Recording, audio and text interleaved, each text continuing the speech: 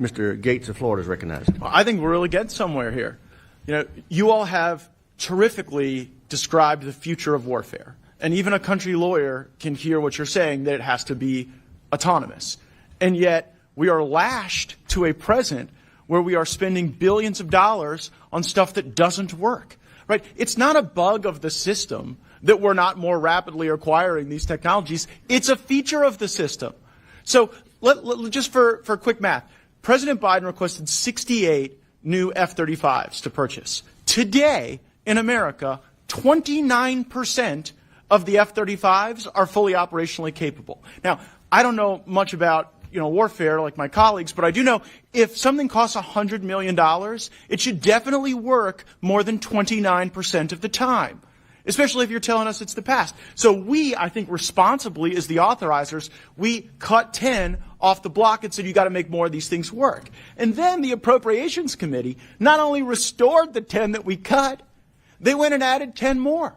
So when you critique our system, Mr. Sang, and didn't allow a vote on the good amendment. So that's what you're up against. What you're up against is a corrupt system where principally 5 companies distribute hundreds of millions of dollars in campaign donations and hire former staffers and hire former lawmakers to be able to influence the process for them. And I bet you didn't have me citing Elizabeth Warren on your bingo card today, but she released a 2003 report entitled Pentagon Alchemy, How Defense Officials Pass Through the Revolving Door and Peddle Brass for Gold. And the key findings of Senator Warren's report are that top defense contractors hire hundreds of former government officials, mostly as lobbyists. The defense industry consolidation increases the risk for big corporations to abuse the powers of the revolving door. And the big defense contractors hired the most revolving door lobbyists and stocked their board with the most former government officials. So to all of you great innovators who are describing the future of warfare to us, do you think it's a fair fight? Like, do you actually think that if you come up with a better mousetrap, that that's going to result in rapid acquisition? Or is it just about who gives out the, let's see, in the last 2 decades, defense contractors have given out $285 million in campaign contributions and have spent $2.5 billion in lobbying. So you guys think it's fair? Anybody want to take that up? Mr. Jenkins? I'd say no, it's not a fair playing field by firepower. Small companies like Celdrone cannot match the firepower of big primes. I would like to see competition on the battlefield or the pre-battlefield and actually comparing technologies and choosing a winner. As a commercial citizen, we are very competitive.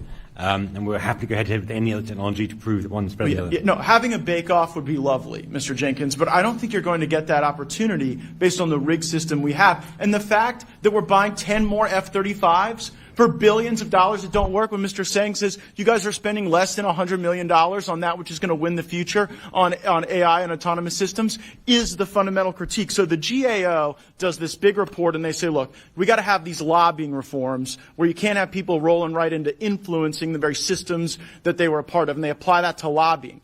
And we, to our credit, passed that in the 2018 NDAA. But then DOD started interpreting that to say, well, that's just registered lobbying. That's not acquisition as well.